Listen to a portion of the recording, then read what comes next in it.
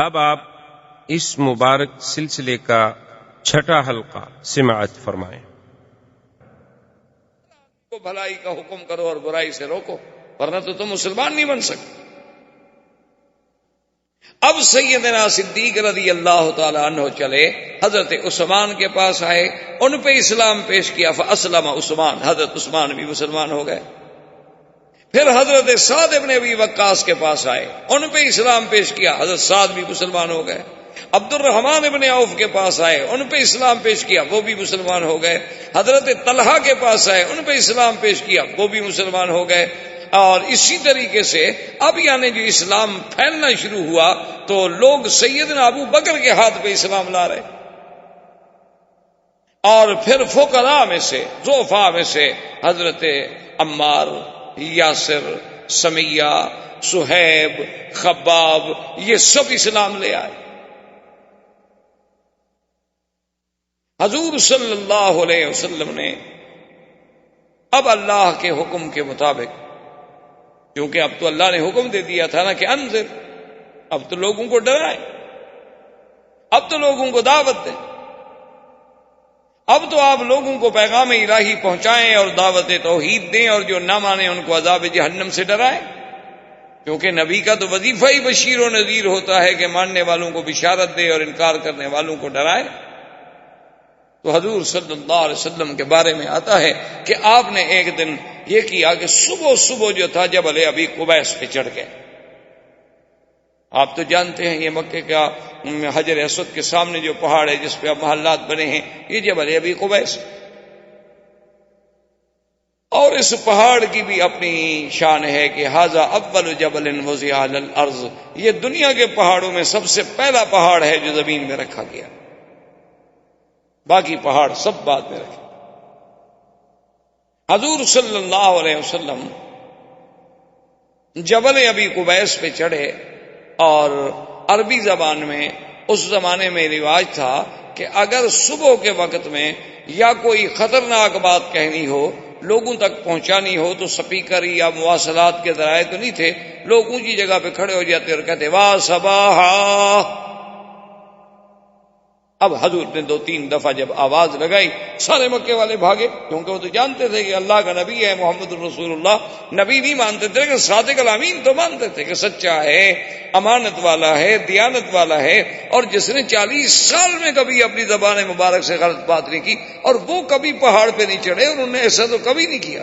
سب کے سب قریش دوڑے، بنو ہاشم دوڑے، بنو مخزوم دوڑے، سب دوڑے۔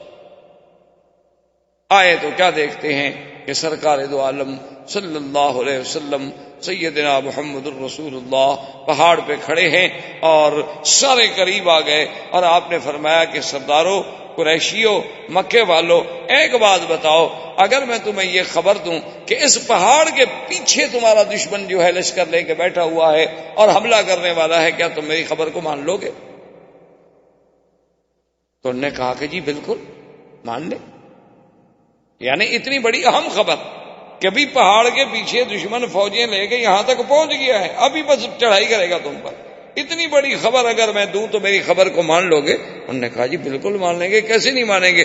ما جربناک الا صادقا عادلا، ہم نے تو 40 سال میں حضور آپ کو سچا پایا، ہم نے تو آپ کو عدل والا، انصاف والا پایا ہے، کبھی آپ کی زبان مبارک سے ہم نے کوئی جھوٹی بات سنی ہی نہیں، تو کیسے نہیں مانے؟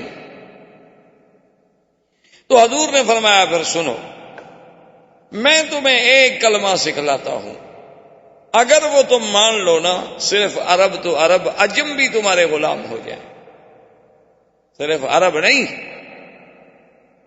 عرب تو معمولی سی بات، قد دانت لکم العجم، پورا عجم تمہارے دروازوں پہ سرنگوں ہو جائے گا۔ انہوں نے کہا علمنا یا رسول اللہ، علمنا یا محمد، جلدی کریں بتائیں ایسا کون سی بات ہے، ہم تو بالکل ماننے کے لیے تیار ہیں، کیونکہ عربوں کو سرداری کا تو بڑا شوق تھا نا مکے والوں کو۔ انہوں نے کہا اتنی بڑی سرداری کہ پورا عجم بھی ہماری قیادت مان لے؟ حضور نے کہا بالکل۔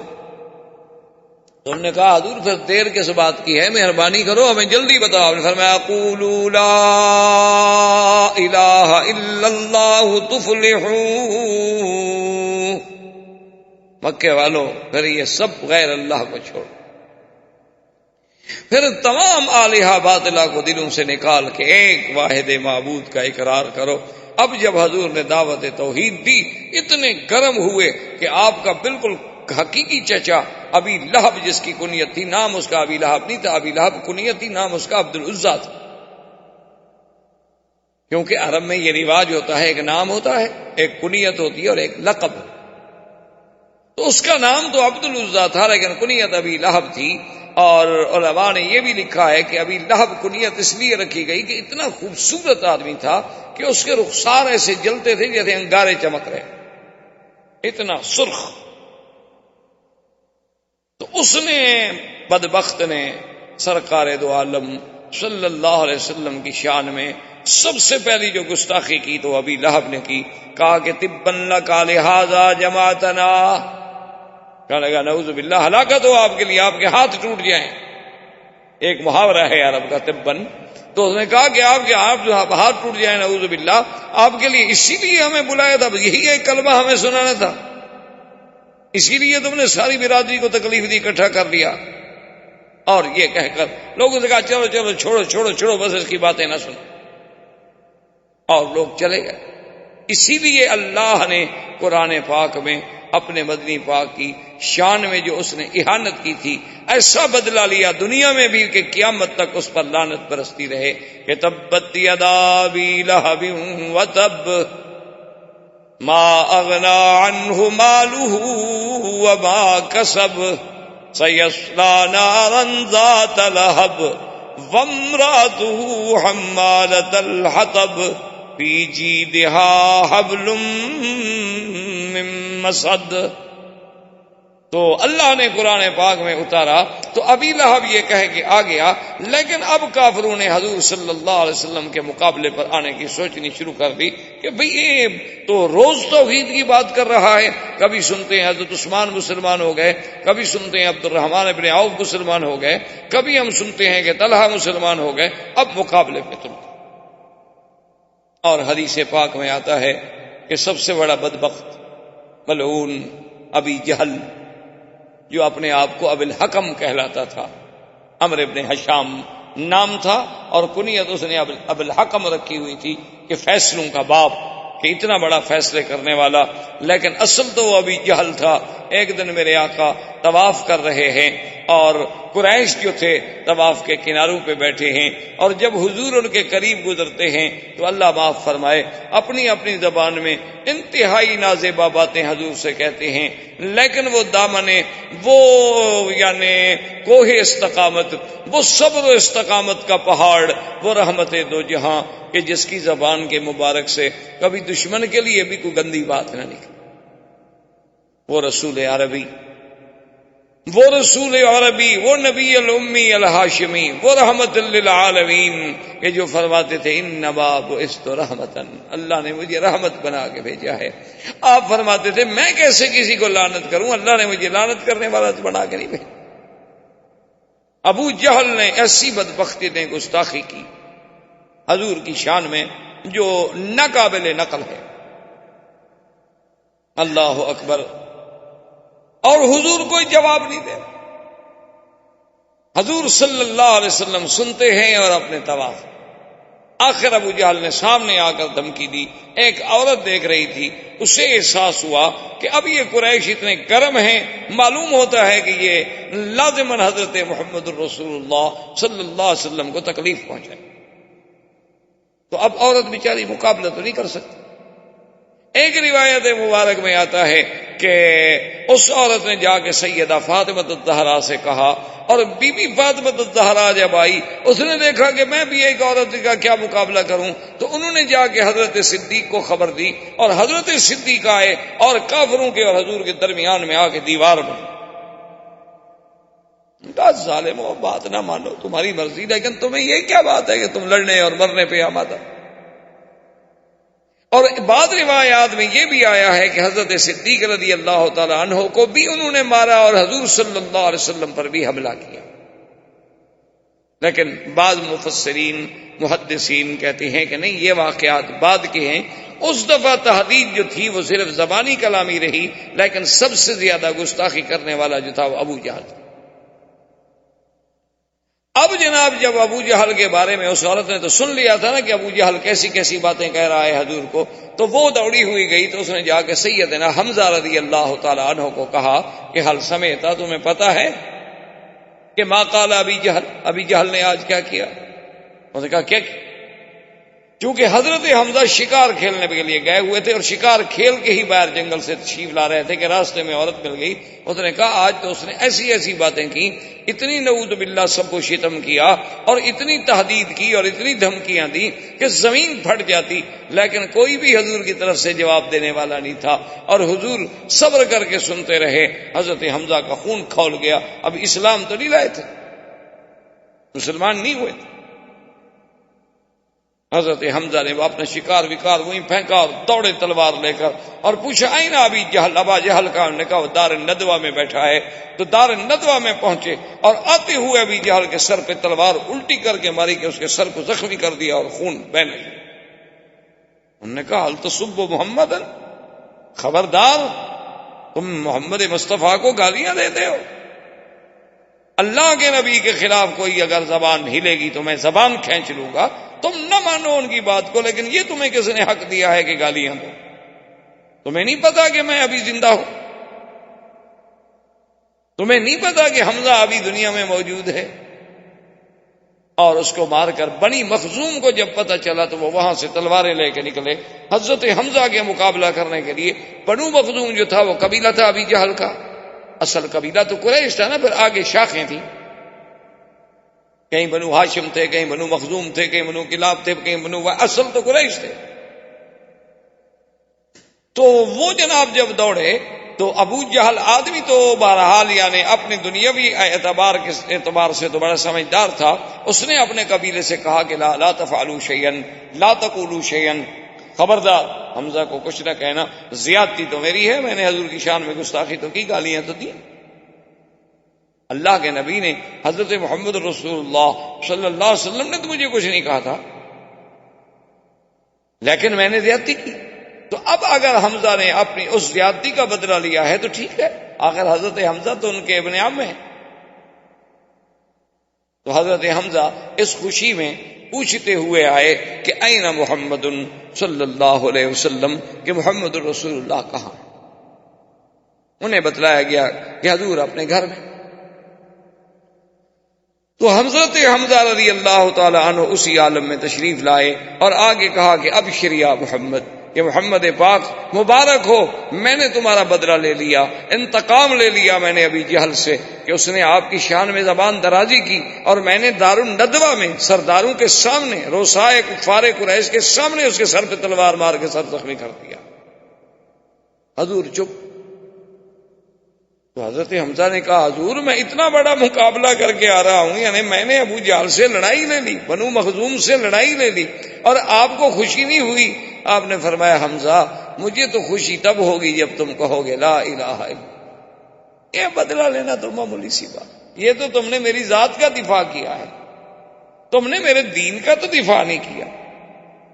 یہ تو میری ذات کے لیے تم کھول گئے، تمہارا خون کھول گیا، اور یہ تو قبیلوں کی بات ہے، قبیلے والے کی مدد کرتے ہیں، لیکن مجھے تو تب خوشی ہوگی جب تم میرے دین کے سپاہی بنو گے، میرے دین کا دفاع کرو گے.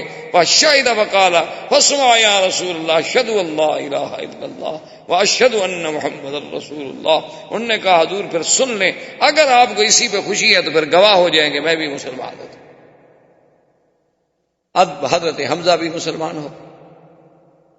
حضور صلی اللہ علیہ وسلم کا اب دعوت کا زور جب پھیلنے لگا تو کفار قریش اکٹھے ہو کے آئے اور انہوں نے آ کے آپ کے چچا ابی طالب سے کہا کہ بھائی یہ کیا بات ہے، انہ یصفح احلامنا وانہ یصفح اجدادنا وانہ یخالف دیننا، کہ محمد مصطفیٰ تو ہمارے بالکل یعنی وہ کہتے ہیں ہم سب پاگل ہیں، ہمارے باپ دادا بھی پاگل تھے اور ہمارے اجداد بھی پاگل تھے جو سب بتوں کی پوجا کرنے آئے، اور پھر لات عزا ہمارے خداؤں کو بھی نہیں معاف کرتا،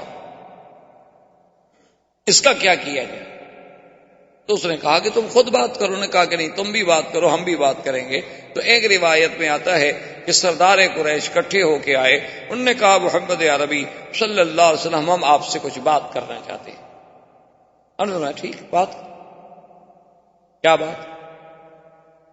انہوں نے نے کہا بات یہ ہے کہ یہ جو آپ نے ایک نیا دین پیش کیا ہے، ہمارے آباء و اجداد نے تو آج تک ایسی باتیں نہیں سنی، ہم تو یہی دیکھتے آئے، لات عزیٰ دیکھتے آئے، عبد المطلب بھی انہی کو دیکھتا آیا، اور بھی سارے اسی کو دیکھتے آئے، اسی طرح ان کے چڑھاوے چڑھتے رہے، ان کے چرنوں میں قربانیاں ہوتی رہیں، جانور ذبح ہوتے رہے، اور اب آپ نے آ کر یہ سارے دین کو ہی الٹ پلٹ کر کے رکھ دیا ہے۔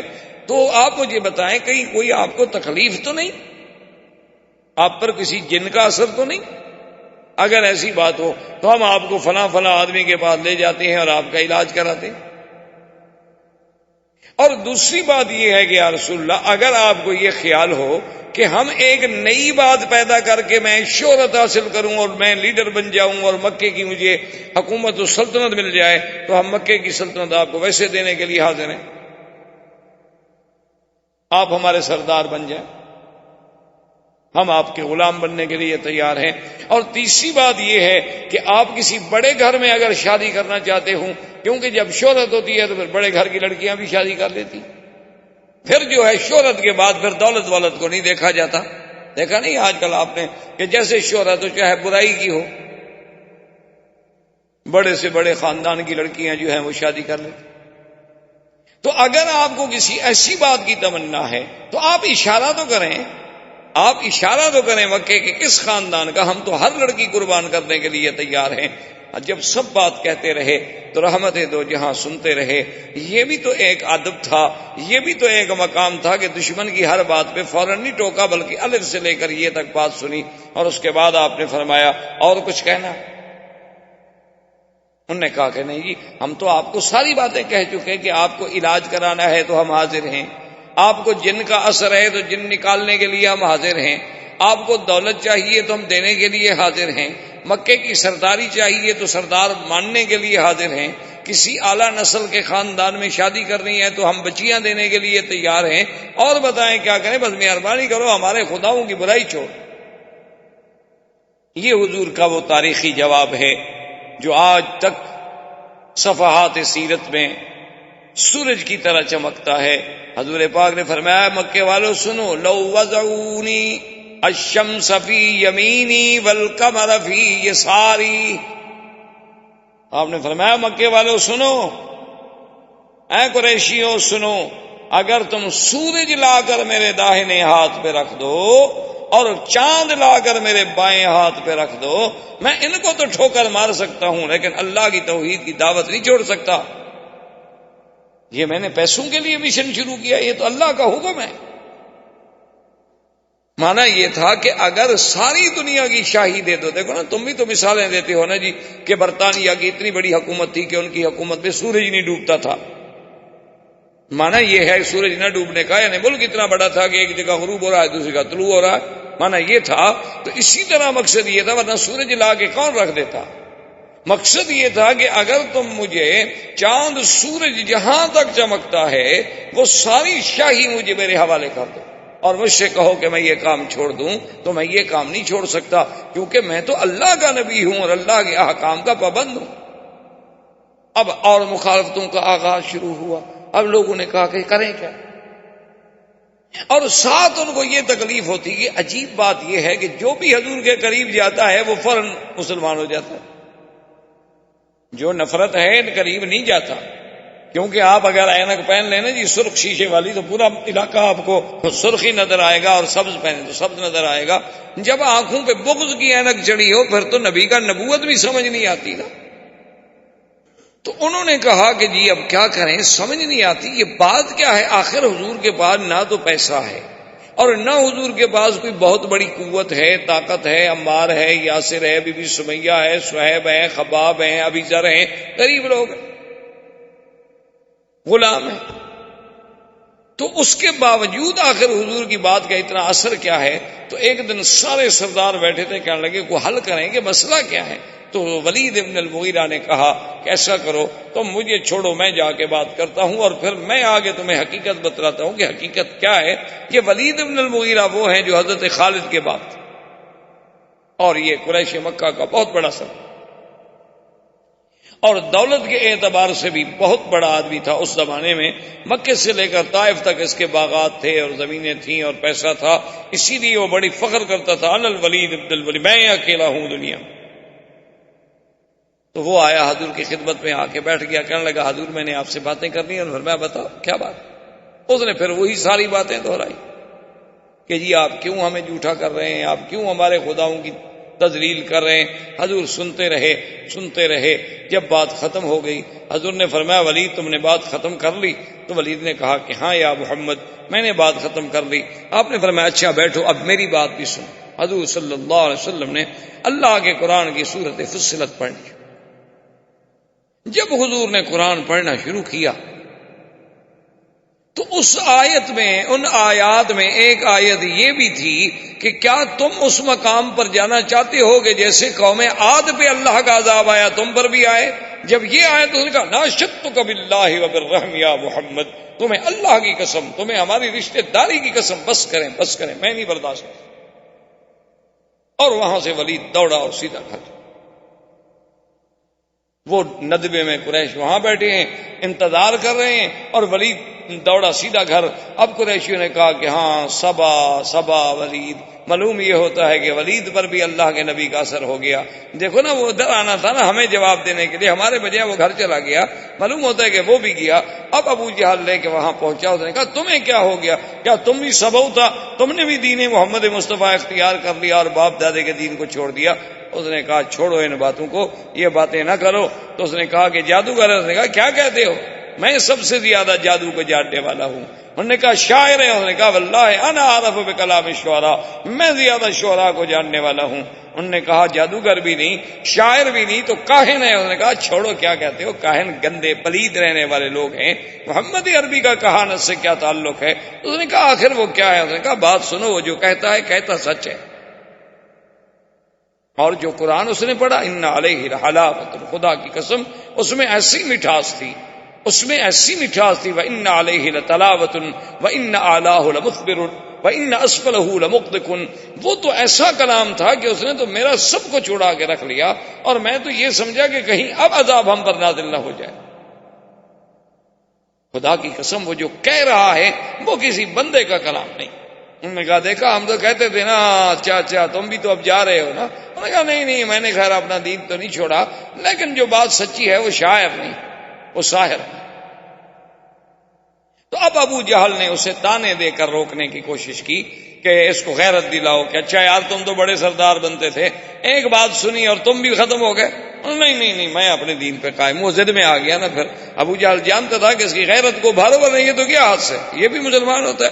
کیونکہ جو بھی حضور کے قریب جاتا ہے اور جو بھی حضور صلی اللہ علیہ وسلم کے پاس بیٹھتا ہے اور جو بھی سرکار دو عالم کی زبان مبارک سے اللہ کا کلام سنتا ہے وہ تو اسی وقت ختم ہو جاتا ہے. اور کیسے نہ ہو، کلام اللہ کا ہو اور زبان محمد کی ہو صلی اللہ علیہ وسلم. یعنی آپ اندازہ فرمائیں کہ آج صدیاں بیت گئیں، آج ایک اچھا قاری قرآن پڑھے تو انسان کا دل جھوم جاتا ہے. لیکن وہ کتنا خوش نصیب لوگ ہوں گے کہ جنہوں نے خود اللہ کا قرآن بلسان محمد مصطفیٰ سنا ہوگا صلی اللہ علیہ وسلم. وما علینا الا البلاغ. برادران اسلام، الحمدللہ اللہ تبارک و تعالی کے رحمت سے پچھلے کئی دروس میں ہم نے سیرت رسول پاک صلی اللہ علیہ وسلم کے عنوان پہ معروضات پیش کیے ہیں. تو حضور صلی اللہ علیہ وسلم کی بعثت سے قبل کے احوال، پھر حضور صلی اللہ علیہ وسلم کے ولادت سے قبل کے مبشرات، پھر حضور صلی اللہ علیہ وسلم کی ولادت کے احوال، اور اس کے بعد حضور صلی اللہ علیہ وسلم کا دور رضاعت، اور پھر حضور صلی اللہ علیہ وسلم کے بچپن کے احوال، اس کے بعد حضور صلی اللہ علیہ وسلم کی شباب اور آپ کے اسفار، سب سے پہلا سفر شام کے بارے میں، اور پھر سیدہ خدیجہ رضی اللہ تعالی عنہا سے آپ کا نکاح مبارک، بنائے کعبہ میں آپ کی شرکت، قریش مکہ کے اہم ترین معاملات میں آپ کا ایک حکم اور ایک فیصل کا کردار، پھر حضور صلی اللہ علیہ وسلم کا علیحدگی اور خلوت کا محبوب فرمانا، پھر حضور صلی اللہ علیہ وسلم کا علیحدہ اس دور میں غار حرا میں جا کے عبادت فرمانا، اور غار حرا کی اس دور میں جبریل علیہ السلام کا آپ پر سب سے پہلی دفعہ اترنا، سیدہ خدیجہ رضی اللہ تعالی عنہا کے پاس آنا، ورقہ ابن نوفل کے پاس جانا، اس کا تصدیق کرنا، اور پھر کچھ عرصے کے بعد حضور صلی اللہ علیہ وسلم پر اللہ کی طرف سے یہ وحی نازل ہوئی کہ یا ایھا المدثر قم فانذر۔ تو علماء نے لکھا یہاں تک تقریباً ہم نے احوال سیرت کے ترتیب کے ساتھ پڑھے ہیں اور بیان کیے۔ تو علماء کرام یہ فرماتے ہیں کہ ہر پیغمبر میں دو اصل میں مقام ہیں، ایک مقام نبوت ہے اور ایک مقام رسالت۔ مقام نبوت تو یہ ہوتا ہے کہ اللہ کی وحی آ گئی، اللہ تبارک و تعالیٰ سے علاقہ وحی قائم ہو گیا، لیکن اس کو مستقل شریعت نہیں دی جاتی، کتاب نہیں دی جاتی۔ اور رسول وہ ہوتا ہے جس کو اللہ مستقل شریعت عطا فرماتے ہیں اور کتاب عطا فرماتے ہیں۔ تو اس کو یوں سمجھیں کہ ہر رسول تو نبی ہوتا ہے، لیکن ہر نبی رسول نہیں ہوتا۔ جیسے کہ حضرت ہارون علیہ السلام نبی تھے لیکن رسول نہیں تھے، موسیٰ علیہ السلام اللہ کے رسول بھی تھے اور نبی بھی تھے، تو سرکار دو عالم صلی اللہ علیہ وسلم بھی اللہ کے رسول بھی ہیں اور نبی بھی۔ تو اب علماء یہ فرماتے ہیں کہ جب غار حرا میں پہلی آیتیں اتری، اقرا بسم ربک الذی خلق، خلق الانسان من علق، 5 آیتیں جب اتری تو وہ کہتے ہیں نبئ رسول اللہ، یعنی حضور کو نبوت مل گئی کہ اللہ کی وحی کا سلسلہ آپ کے ساتھ شروع ہو گیا۔ اور جب اللہ نے کچھ عرصے کے بعد پھر یہ آیت مبارک اتاری کہ یا ایھا المدثر قم فانذر، اے کپڑے میں لپٹنے والے میرے محبوب اٹھیں، اب آپ لوگوں کو ڈرائیں، تو اب معنی یہ ہے کہ رسالت کی ابتدا ہو، کیونکہ نبوت میں تو وحی کا تعلق تھا، رسالت میں حکم انذار جب شروع ہوا تو معنی یہ، اس لیے بعض علماء اس کو عربی میں کہتے ہیں نبئ باقرا وارسل بالمدثر، کہ حضور صلی اللہ علیہ وسلم کو نبوت کا شرف تو مل گیا جب آپ پر اقرا نازل، اور جب آپ پر سورت مدثر نازل ہوئی تو پھر حکم انذار ملا کہ اب آپ لوگوں کو ڈرائیں، لوگوں کو اللہ کے عذاب سے بچائیں، لوگوں کو جہنم سے ڈرائیں، لوگوں کو جنت کی بشارات دیں۔ تو اب جناب یہ احکام آئے۔ اسی طرح حکم آیا انذر عشیرتک الاقربین، کہ اپنے عزیزوں کو اور اپنے رشتہ داروں کو بھی آپ ڈرائیں۔ تو اب حضور صلی اللہ علیہ وسلم نے فرائض رسالت کی ادائیگی کے لیے آپ نے کام شروع فرمایا۔ اسی ضمن میں حضور صلی اللہ علیہ وسلم پر سب سے پہلے ایمان لانے والوں میں، یعنی آپ یوں سمجھ لیں آسانی کے ساتھ، جمہور کے ساتھ، یہ ہے کہ عورتوں میں سب سے پہلے ایمان لانے والی سیدہ خدیجہ الکبریٰ ہیں، اور بچوں میں سب سے پہلے ایمان لانے والے حضرت علی ہیں، اور اسی طرح بڑوں میں سب سے پہلے ایمان لانے والے سیدنا ابی بکر رضی اللہ تعالی عنہ ہیں، اور غلاموں میں سب سے پہلے ایمان لانے والے حضرت زید، حضرت خباب، وہ حضرات ہیں، اور پھر حضرت ابو بکر کی دعوت پر حضرت عثمان، حضرت زبیر، حضرت طلحہ، حضرت عبد الرحمن ابن عوف اسلام لے آئے۔ انہوں نے اسلام قبول کیا لیکن ان کو دعوت دینے والے سیدنا ابی بکر تھے۔ اب حضور صلی اللہ علیہ وسلم کے گھر میں سے آپ کی صرف بیوی نہیں بلکہ آپ کی بیٹیاں بھی آپ پر اسلام لے آئیں، چاروں بیٹیاں ایمان لے آئیں، اور جہاں تک حضور کے بیٹوں کا تعلق ہے انہیں تو بڑی عمر ہی نہیں ملی۔ حضور صلی اللہ علیہ وسلم کے بیٹے یعنی قاسم، عبداللہ اور ابراہیم، طیب اور طاہر جو ہے یہ لقب ہے، حضور کے بیٹوں کا نام نہیں ہے۔ حضور صلی اللہ علیہ وسلم کے بیٹے جو ہیں وہ 3 تھے۔ سب سے بڑے بیٹے قاسم تھے، اس کے بعد عبداللہ تھے، اور اس کے بعد ابراہیم تھے۔ یہ عبداللہ جو ہیں ان کو حضور محبت سے طیب پکارتے تھے، اور آپ کی والدہ جو تھی سیدہ خدیجہ وہ آپ کو طاہر کہتی تھی۔ تو یہ آپ کے القاب تھے، لیکن الگ نام نہیں تھے حضور کے بیٹوں۔ اور جہاں تک حضور کی بیٹیوں کا تعلق ہے تو اس میں آپ کی 4 بیٹیاں تھیں، سیدہ زینب، سیدہ رقیہ، ام کلثوم اور بی بی فاطمہ الزہرا رضوان اللہ تعالی علیہن اجمعین۔ تو یہ سب کے سب حضور صلی اللہ علیہ وسلم پر اسلام۔ اب اس کے بعد اللہ تبارک و تعالیٰ کے حکم سے حضور صلی اللہ علیہ وسلم نے اپنے خاندان والوں کو جب دعوت اسلام دی تو بی بی صفیہ اسلام لے آئیں، جو چچی ہیں حضور صلی اللہ علیہ وسلم۔ اور اسی طرح فقراء میں اور ضعفاء میں وہ حضرت بلال رضی اللہ تعالی عنہ، اسی طرح بی بی سمیہ، اسی طرح حضرت عمار، اسی طرح حضرت یاسر، اسی طرح حضرت خباب، اسی طرح حضرت صہیب، یہ سب فقراء اور ضعفاء مکہ کے لوگ تھے جو آپ پر اسلام لے آئے۔ اب حضور صلی اللہ علیہ وسلم کی یہ دعوت کی آواز جب باہر نکلی، کیونکہ یہ اعزاز اور شرف اب جو میرے آقا کو ملا تھا کہ پہلے تو جو بھی پکارتا تھا محمد ابن عبداللہ، محمد ابن عبداللہ، لیکن جب اللہ کی وحی آ گئی، جب آپ کا زمانہ بعثت ہو گیا، تو اب حضور صلی اللہ علیہ وسلم پھر صرف محمد ابن عبداللہ نہیں بلکہ محمد الرسول اللہ ہو۔ تو اب حضور صلی اللہ علیہ وسلم کی جب دعوت کی آواز ذرا باہر جانے لگی تو ایک عجیب واقعہ پیش آیا کہ حضرت ابی ذر رضی اللہ تعالی عنہ، یہ ابی ذر رضی اللہ تعالی عنہ جو ہیں یہ بھی حضور کے بڑے شان والے صحابہ ہیں، اور یہ ان صحابہ میں ہیں جو زہاد تھے، جو بڑے زاہد تھے، بڑے عابد تھے، اور یہ ان لوگوں میں ہیں کہ جو آج کا کھانا کل کے لیے رکھنے کو بھی جائز نہیں سمجھتے تھے۔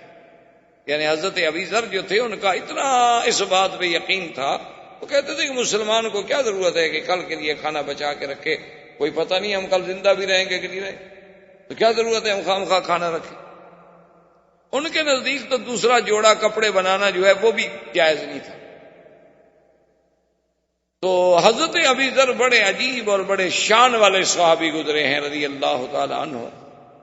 ان کا اسلام بھی شان والا اور ویسے بھی شان والے کہ ایک دفعہ حضور صلی اللہ علیہ وسلم غزوہ میں جہاد میں تشریف لے گئے تو حضرت ابی ذر پیچھے رہ گئے، یعنی حضور کے ساتھ سفر نہ کر سکے۔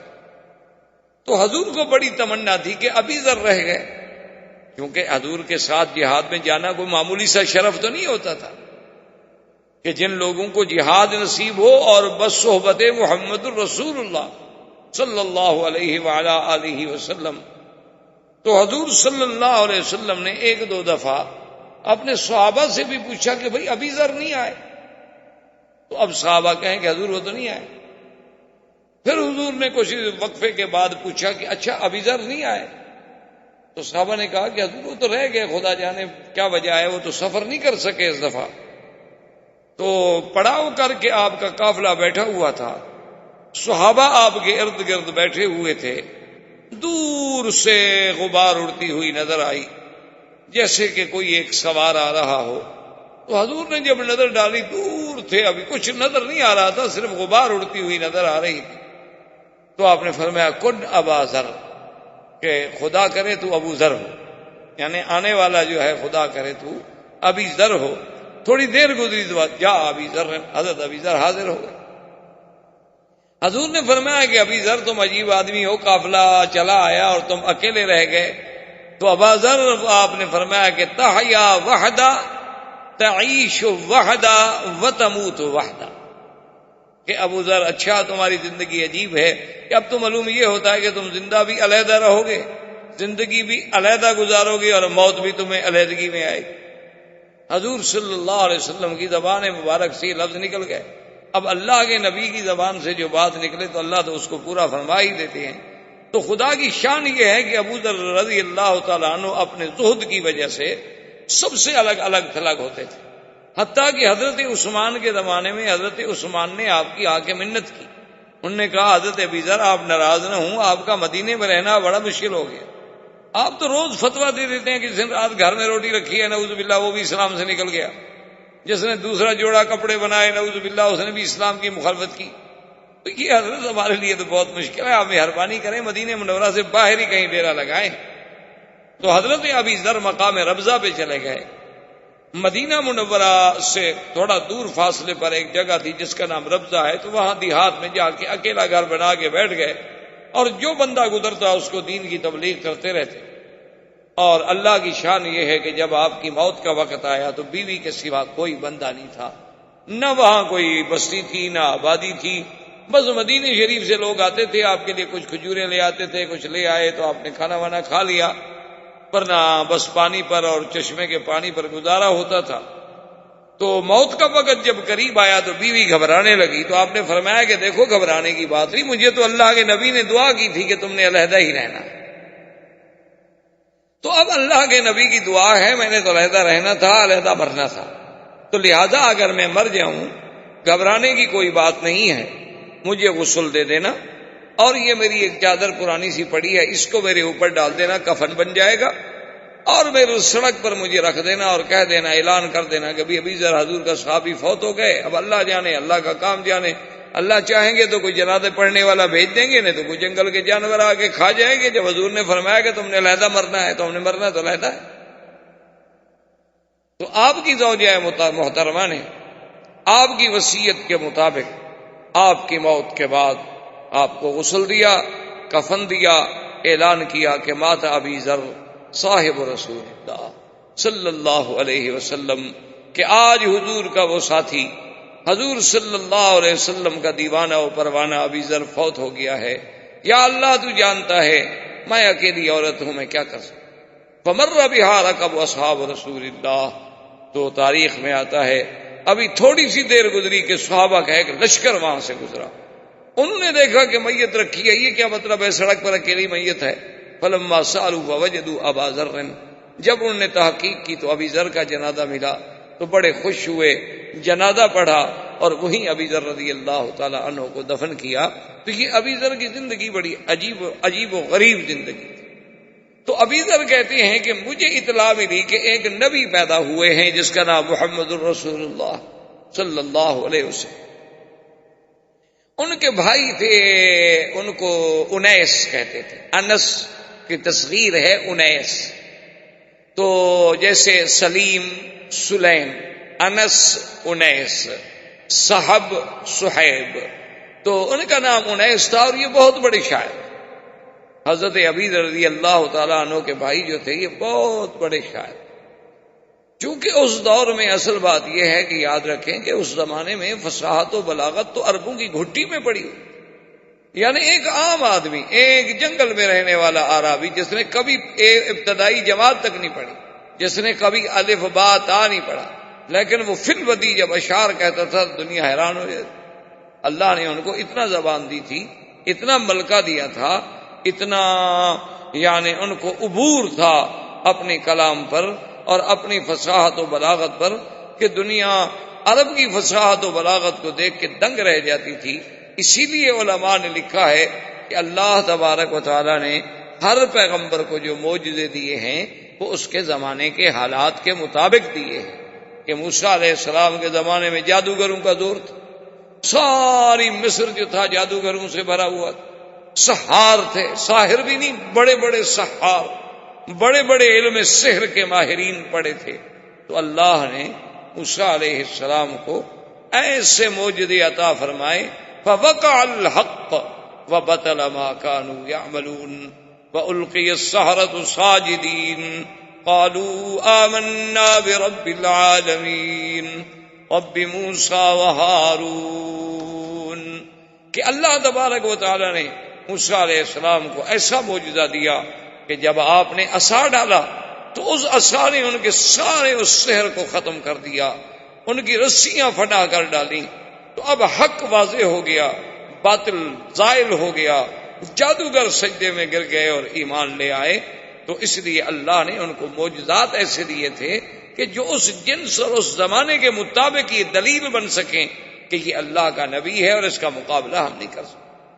اسی طرح آپ دیکھیں کہ سیدنا عیسیٰ علیہ السلام، آپ کے زمانے میں بڑے بڑے طبیب تھے، آپ کے زمانے میں طب کا بڑا رواج تھا، گو اس وقت ہی آپ کی ایلوپیتھی رائج نہ ہوئی ہو، کیونکہ ابتدا کے اندر جو ہے زیادہ تر جو تاریخی پرانی کتابیں ملتی ہیں وہ طب آشاب کے ساتھ ہوتی تھی، بوٹیاں چھٹیاں، یونانی اطباء گزرے ہیں بڑے بڑے، اسی طرح اطباء عرب گزرے ہیں بڑے بڑے، اور آپ کو تو ہم سے زیادہ پتا ہے کہ جیسے ابن سینا تھا، ارسطو تھا، بقراط تھا، سقراط تھا، یہ بڑے بڑے، جالینوس تھا، یہ بڑے بڑے لوگ گزرے، بعض کے پاس علوم کیمیا تھے، بعض کے پاس علوم ریمیا اور بڑے بڑے علوم تھے۔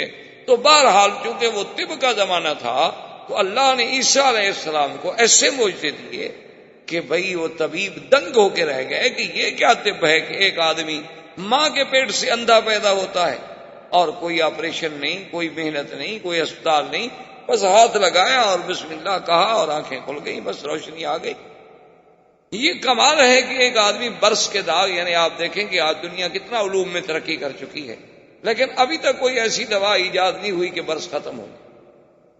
تو حضرت تو صرف ہاتھ پھیرتے تھے، دوا لگانے کی بھی ضرورت ہے، ابر الابرا والأکمہ والابرص، کہ اندھا ہے اور کوڑی ہے اور برس والا ہے، بس ہاتھ پھیرا وہ ٹھیک ہو گیا۔ تو اس لیے وہ معجزات اس زمانے کے مطابق۔ اور میرے آقا رحمت دو جہاں، سرکار دو عالم، سیدنا محمد الرسول اللہ صلی اللہ علیہ وسلم کی بعثت کا جب زمانہ آیا تو اب دنیا اپنی معراج پہ پہنچ چکی تھی، یعنی وہ انسانیت جو ایک ابتدائی زمانہ طفولیت سے آدم علیہ السلام کے زمانے سے شروع ہوئی، اب وہ طفولیت، اب گویا وہ رضاعت، اب گویا وہ شباب، اب گویا وہ بچپن، اب وہ ساری ادوار گزار کے حضور کے زمانے میں پوری انسانیت اپنے مقام معراج پہ آ گئی تھی۔ اور فصاحت و بلاغت کا یہ عالم تھا کہ شعراء عرب اپنے کلام کو لے کے اللہ کے کعبے پہ لکھ کے لٹکا دیتے تھے کہ کوئی ہے مائی کا لال جو ہمارے اس بحر میں لکھے، ہمارے اس رجز کا جواب دے، ہماری اس نثر کا مقابلہ کرے، ہماری اس نظم کا مقابلہ کرے۔ تو اس لیے قصائد معلقہ آج بھی ہماری کتابیں جو ہیں معلقات سبع معلقہ کے نام سے، وہ سبع معلقہ کیا تھے کہ مختلف شعراء نے لکھ کے لٹکا دیے تھے کہ اس کا مقابلہ کریں۔ تو اب چونکہ یہ فصاحت و بلاغت کا دور تھا، زمانے میں اتنی فصاحت و بلاغت تھی کہ جب عرب بات کرتے تھے تو حیرت ہوتی تھی ان کی بات سے، یعنی آپ ان کی فصاحت و بلاغت اور ان کی جزالت اور ان کا نئے سے نئے انداز میں گفتگو کرنا، یہ چیزیں جو تھی، اور بڑا اشارات و کنایات، اللہ نے اپنے نبی کو ایسا معجزہ دیا قرآن کہ تمام دنیا کے فصحاء و بلغاء جو تھے وہ دنگ رہ گئے، کوئی ہمت نہ کر سکا کہ اللہ کے قرآن کے مقابلے پہ آئے۔ یعنی آپ دیکھیں ان کے یعنی فہم کا عالم، کہ ایک قیس شاعر گزرا ہے، ایک تو امراء القیس تھا نا، ایک اور شاعر تھا قیس، وہ گزرا، بادشاہ غصے میں آ گیا، اس کی بڑی لمبی چوڑی کہانی ہے۔ تو غصے میں آنے کے بعد بادشاہ نے اس کو بلوایا اور سزائے موت جاری کی۔ بہرحال بادشاہ سزائے موت جب دے دی، اس کو پکڑ کے جب لے جا رہے تھے موت کے لیے، تو جو اس وقت سپاہی ہے جو کچھ سیف تھے، تو انہوں نے کہا کہ دیکھو تم ابھی مر جاؤ گے، ہم تمہیں پھانسی دے دیں گے، لیکن اگر تمہاری کوئی وصیت ہے، کوئی پیغام ہے تو وہ دے دو، اور تو ہم کچھ نہیں کر سکتے، لیکن ہمارے ہاں بھی یہ رواج ہے کہ آخری وصیت پوری کی جاتی، تو آپ ہمیں کوئی پیغام دے دیں۔ انہوں نے کہا میں نے کیا پیغام دینا ہے، شاعر آدمی ہوں، نہ میری کوئی اتنی بڑی برادری ہے، میری تو صرف 2 لڑکیاں ہیں اور فلاں شہر میں رہتی ہیں، اور کبھی آپ لوگوں کا وہاں آنا جانا ہو تو بس ان کو اتنا کہہ دیجئے گا کہ یا ابنتا قیس ان اباکم، بس۔ انہوں نے کہا دیکھو بیچارہ موت کی وجہ سے سٹیا گیا، دماغ چل، یہ کیا پیغام ہوا بھی یا ابنتا قیس ان اباکما، کہ اے 2 قیس کی بیٹیاں تحقیق تمہارا باپ کیا ہوا ہے، یہ کیا پیغام ہے بھائی؟ تو انہوں نے کہا اچھا ٹھیک ہے پہنچا دیں گے۔ انہوں نے کہا اب یہ تو مر رہا ہے، جان چھوڑے، وہ مر گیا، پھانسی دے دی گئی، ختم ہو گیا۔ مدتیں گزر گئیں، سال 2 سال جتنے گزرے، اتفاق سے وہ 2 سپاہی یعنی اتفاقاً اس گاؤں میں گزرے جس گاؤں میں وہ قیس رہتا تھا، تو ان کے دماغ میں بات یاد آئی۔ انہوں نے کہا کہ چلو بھائی ہم اس کی وصیت پوری کرنے تو نہیں آئے، لیکن اتفاق سے یہاں آئے ہوئے ہیں، تو اب اسی بستی میں رہتے ہوئے اگر ہم ایک پیغام اس کو دے دیں تو کیا مشکل ہو جائے گا؟ انہوں نے کہا دے دیں۔ انہوں نے آگے پوچھا بھی یہاں کوئی قیس نامی شاعر تھا؟ انہوں نے کہا ہاں۔ انہوں نے کہا اس کی کوئی اولاد؟ نے کہا اس کی 2 بیٹیاں ہیں، وہ بیچارے غریب ہیں، بکریاں شکریاں چرا رہی ہوں گی فلاں جگہ پر۔ تو انہوں نے آپس میں مشورہ کیا، انہوں نے کہا کہ بھئی بات یہ ہے کہ وہ اس کا پیغام تو ہم پہنچا دیتے ہیں، پہلے تو دماغ پہ زور دیتے رہے کہ کیا کہا تھا، اس نے کہا یہ کہا تھا، اس نے کہا یہ کہا تھا، اس کے بعد خیر بہرحال ان کو بات یاد آ گئی۔ انہوں نے کہا پیغام دے دیتے ہیں لیکن اس کی بچیوں کو یہ نہیں بتلاتے ہیں کہ تمہارا باپ جو ہے وہ قتل ہو گیا، بادشاہ نے پھانسی دے دی، لڑکیاں بیچاری روتی رہیں گی، ہم کیوں خواہ ان کو غم میں مبتلا کریں؟ اگر ان کو اطلاع مل چکی ہے تو الگ بات ہے، ورنہ یہ ہے کہ ہم یہ پیغام دے کے چلے جائیں، بعد میں کوئی بتائے گا کہ مر گیا ہے نہیں مر گیا، ہم کیوں بیچاری کو مصیبت میں ڈالیں؟ انہوں نے کہا ٹھیک ہے۔ وہ دونوں آ گئے، وہ بکریاں چرا رہی تھی، ان کو ملے، پوچھا کہ ابنتا کیسے؟ نہ کہا کیا بات؟ انہوں نے کہا تمہارا باپ میرے۔ انہوں نے کہا کہاں، ہم تو باپ کے لیے بہت پریشان ہیں، 2 سال ہو گئے باپ نہیں آئے۔ انہوں نے کہا فلاں شہر میں تھا اور بالکل تندرست تھا اور ٹھیک ٹھاک تھا، تو اس نے ہمیں کہا تھا کہ اگر تم وہاں کبھی جاؤ تو میرا پیغام دے دینا، میں تو کہیں آگے جا رہا ہوں، میرا لمبا سفر ہے، میری 2 بیٹی ہیں، ان کو اتنا بتا دینا کہ یا ابنتا قیس ان اباکم، بس۔ انہوں نے کہا اس کے علاوہ کوئی پیغام؟ نے کہا، انہوں نے کہا تو ایک لڑکی باتیں کرتی رہی اور ایک لڑکی نے پیچھے سے آ کر تلوار سے حملہ کیا اور ایک سپاہی کو قتل۔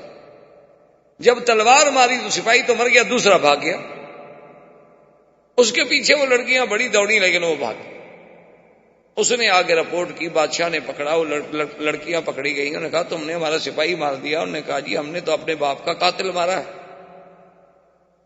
نے کہا تمہارے باپ کا قاتل ہے؟ بادشاہ کو یاد نہیں کہ وہ تو میں نے سزائے موت دی تھی، کون تھا؟ کیس بھر گیا، روز تھوڑے قصے ہوتے ہیں، سینکڑوں روز کے واقعات آتے ہیں اور گزر جاتے ہیں۔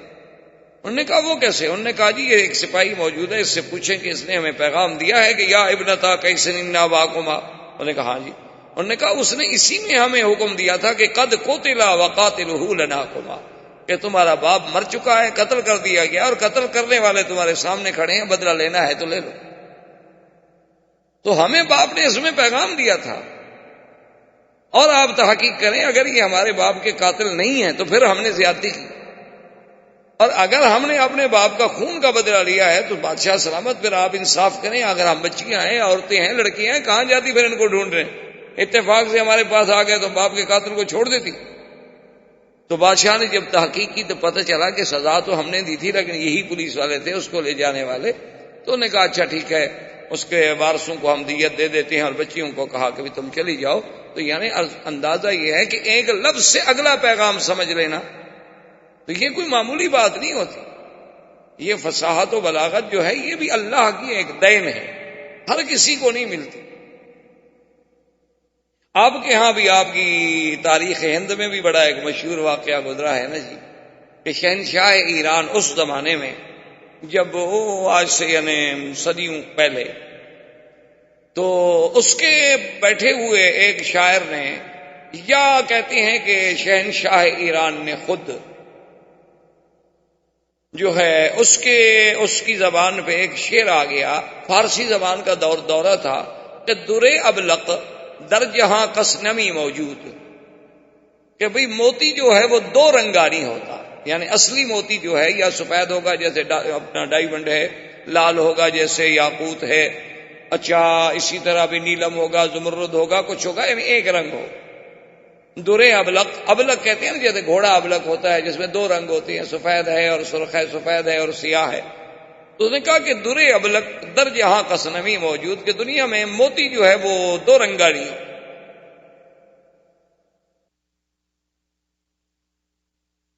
اچھا یہ پہلا مصرع تو شاعر کہہ بیٹھا یا بادشاہ کہہ بیٹھا، اب دوسرا مصرع نہ بنے۔ تو اس نے اپنے تمام شعراء کو بلایا کہ دوسرا مصرع سیٹ کرو، اب جو بھی کریں وہ مزہ نہ آئے بادشاہ کو، یعنی بنا تو سب لیں، مصرع بنانا کون سا مشکل تھا، وہ تو سب بنا لیں، لیکن مقصد ہے کہ ذہن مطمئن نہ ہو، دماغ تسلیم نہ کرے کہ وہ کہیں بات بنتی نہیں۔ تو بہرحال شہنشاہ ایران سے بھی نہ بنا اور اس کے شعراء سے بھی مصرع ایسا نہ بن سکا جو بادشاہ کو مطمئن کر سکے۔ تو اس نے اس دور میں ہندوستان کے بادشاہ کو لکھا کہ میرے شعراء نے، ایک شاعر نے یہ کہہ دیا، ایک مصرع اور دوسرا مصرع کوئی اپیل نہیں کرتا ہمارے ذہن کو، اگر ہندوستان میں کوئی فارسی کہنے والے شاعر ہوں تو مہربانی کر کے اس کا دوسرا مصرع مرتب کروا دیں گے، درے ابلغ در جہاں کس نمی موجود۔ تو اب بادشاہ نے اپنے شاعروں کو بلایا، اچھا انہوں نے بھی کوئی مشرے گھڑے بنائے، وہ بادشاہ کو بھی تسلی نہ ہو۔ بادشاہ کہے بات دل کو نہیں لگی۔ اب جناب گھر میں آیا اور بادشاہ بڑے پریشان بیٹھے تھے، تو ان کی بیٹی جو تھی نا بہت بڑی شاعرہ تھی اور ادیب تھی، بہت بڑی ادیب گزری ہیں اور بہت بڑی اپنے وقت کی شاعرہ گزری۔ تو انہوں نے جب دیکھا کہ باپ میرا بڑا اداس بیٹھا ہے تو اس نے کہا ابا جان کیا بات ہے، آپ بڑے گھبرائے ہوئے ہیں؟ انہوں نے کہا بیٹی بات یہ ہے کہ ایسے شہنشاہ ایران نے لکھا ہے، اب اتنے بڑے ہندوستان کے ملک سے ہم ایک مصرے کا جواب بھی نہ دے سکیں تو پتہ نہیں شہنشاہ ایران امتحان لینا چاہتا ہوگا کہ ہمارے ملک میں کوئی پڑھے لکھے لوگ بھی ہیں کہ نہیں، کوئی فارسی دان بھی ہیں کہ نہیں، کوئی ادباء و شعراء بھی ہیں کہ نہیں، تو ہمارے لیے تو یہ موت کی بات ہے نا، یہ تو سبکی ہے نا بڑی۔ تو اس نے کہا ابا جان باپ مجھے بھی تو بتائیں کہ وہ کون سا مصرع ہے۔ تو انہوں نے کہا کہ درے ابلغ در جہاں کس نمی موجود۔ تو انہوں نے کہا کہ ٹھیک ہے ابا جان آپ ایسا کریں کہ آپ تو آرام سے سو جائیں، اللہ کو منظور ہے تو اس کا جواب میں دوں۔ اچھا اب بات شہزادی جو تھی وہ بھی ساری رات زور لگاتی رہی، لیکن ان کو بھی تسلی نہ ہو، مصرے تو بن جائیں لیکن تسلی نہ ہو، دل نہ لگے۔ تو صبح کو جب انہوں نے غسل کیا، بی بی نے شہزادی صاحبہ نے غسل کرنے کے بعد وہ شیشے کے سامنے سنگار کے لیے بیٹھی اور سرما ڈالا، تو ہلکا سا سرما چونکہ تھوڑا سا موٹا سرما تھا اور شہزادی کی نازک سی آنکھ تھی، تو سرما جب ڈالا تو سرما جو ہے اس کے ساتھ آنسو بھی ٹپک پڑا، اور آنسو جب ٹپکا تو اس میں سرما بھی ملا ہوا تھا۔ تو فوراً مصرع یاد آ گیا اس کو، اس نے کہا کہ درے ابلغ در جہاں کس نمی موجود مگر اشک بتانے سرما آلود، کہ دنیا میں کوئی موتی جو ہے وہ دو رنگا نہیں ہوتا مگر محبوب کی آنکھ سے ٹپکا ہوا آنسو جو سرما پہنتے ہوئے ٹپکے، وہ موتی جو ہے وہ ابلغ، کہ اس میں سفیدی بھی ہے سیاہی بھی ہے، تو ابلغ موتی تو مل گیا۔ تو اب جناب جی ابو زیب النساء نے یہ شعر کہا تو بادشاہ تو جھوم اٹھا نا، جو تو سب کے دماغ کو لگ گئی نا بات کے بعد، عقل سے، دلائل سے، فکر سے، ہر لحاظ سے، وزن سے، باہر سے پوری اتر رہی ہے۔ تو انہوں نے جناب وہ شعر لکھا اور شہنشاہ ایران کو بھیجا، شہنشاہ ایران نے پڑھا تو وہ جھوم گیا، انہوں نے کہا کمال ہو گیا بھائی، ہماری زبان ہے فارسی، ہم تو نہ بنا سکے لیکن ہند کے لوگوں نے بیٹھ کے ہمیں جواب دے دیا فارسی زبان میں۔ تو اس نے فوراً قاصد دوبارہ بھیجا کہ شہنشاہ ہند سے کہ میں آپ کی خدمت میں التجا کرتا ہوں کہ خدا کے لیے جس شاعر نے یہ جواب لکھا ہے وہ مجھے دے دیا جائے۔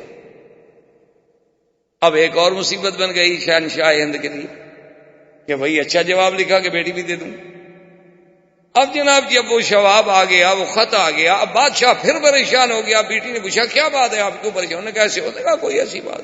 تو اس نے اسی شہنشاہ ایران کے خط پہ لکھا کہ من منم مخفی منم بوئے گل در برگ گل، کہ میں اپنے آپ میں اس طرح چھپی ہوئی ہوں جس طرح خوشبو پھول کی پتی میں چھپی ہوئی ہوتی ہے۔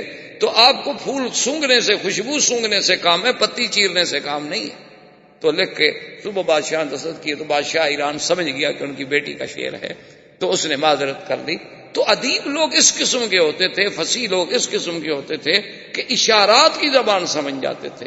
یعنی آپ جو جہلائے عرب شعرائے عرب، شعرائے جاہلیت عرب کو دیکھیں، یعنی آپ حیران ہوں گے کہ آج تک علماء قواعد یعنی علماء نحو، علماء صرف آج بھی اپنے قواعد کی بنیاد رکھتے ہیں تو شعرائے جاہلیت پر، کہ بھئی فلاں شاعر نے یوں کہا ہے، متنبی نے یہ کہا ہے، فلاں نے یہ کہا ہے، تو اس کا مطلب ہے کہ یہ ترکیب اور اس قسم کا جملہ کہنا ٹھیک ہے، اگر یہ ٹھیک نہ ہوتا تو فلاں زمانے کا شاعر ایسی بات نہ کہتا۔